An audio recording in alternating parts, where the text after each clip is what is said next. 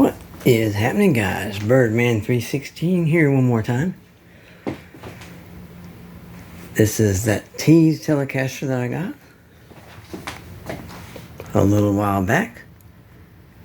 We're going to be comparing this one as far as looks and a few details and stuff like that to the fojill model Telecaster here. There we go. Of course, the fojill has been changed around just a little bit. I got these style knobs and I got the strat switch tip on here. Both of them has the 3 saddle kit set up with the ashtray style bridge. Let's go over this one. Look at this one. It's got the 3 barrel saddles there. Ashtray. It's got your chrome cover. A lot of people mistake these for lipstick tube, but they're not lipstick tube. That's a cover that's actually soldered to the, or somehow connected to a Strat style neck pickup, but it's a little tiny bit smaller. Now let's see the cutout for this pickup. I loosened and took all the screws out and looked under there with a flashlight, and yes, it is a full-size humbucker cutout. So even if there is a lip, I'm not sure if you can see it. It's a tiny, you can barely see it there. It is a little overhang over the scratch guard. Colin on the Guitar Aces was trying to figure out whether to call these scratch plates or pick guards. So I put in the comments, well, let's, what do you say we just call it a scratch guard? That way everyone's happy, right?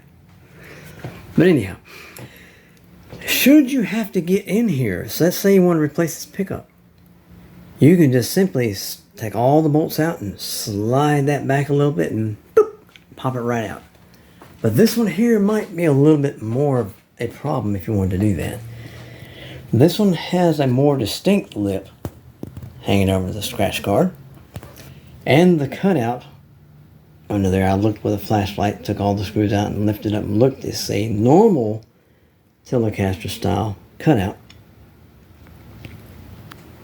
I'm not knocking this guitar in any way. It's a great guitar. It sounds awesome.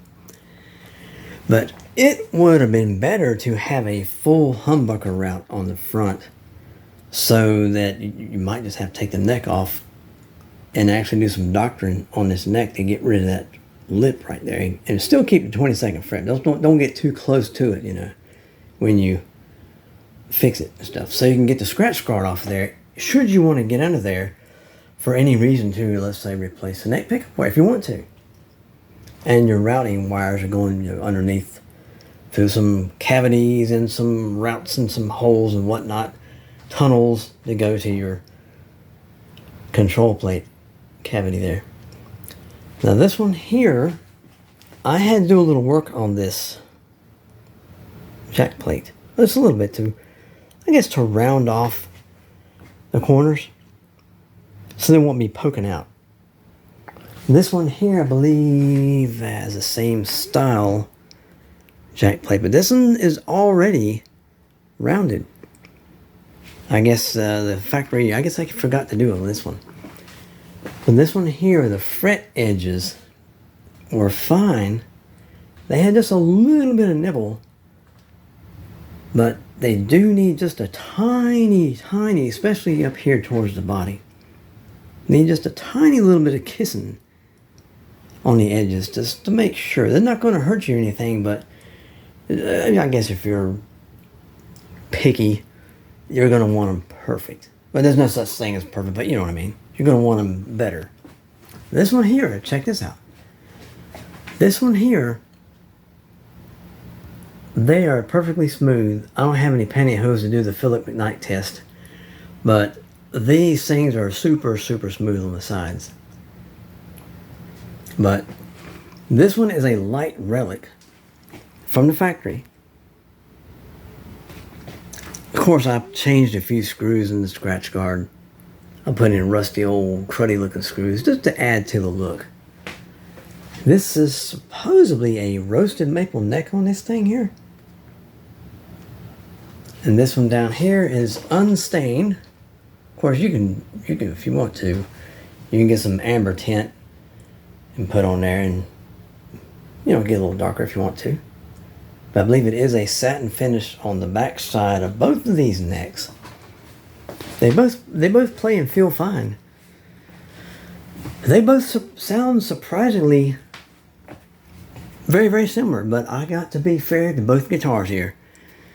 The bridge pickup on this one here has a little bit of shrilliness to it, but I gotta be fair, this one does as well.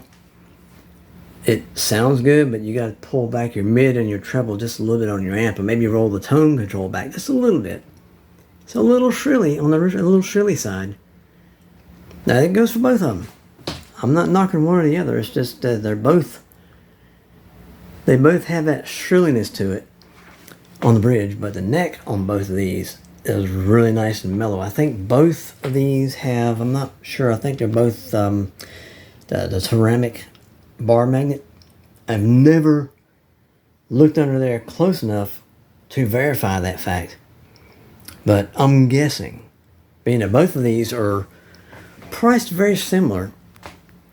I think this one here is close to 165-ish, 170-ish, something like that. And this one here is probably a little bit higher. I guess you're paying for the relic job. I guess. I don't know. It's probably about $25 to $30 higher in price. Like I said, you're probably paying for that relicing job there. It's got some relicing going on over here too. Now, this one here you notice that slopes down a little bit. It's on the side there.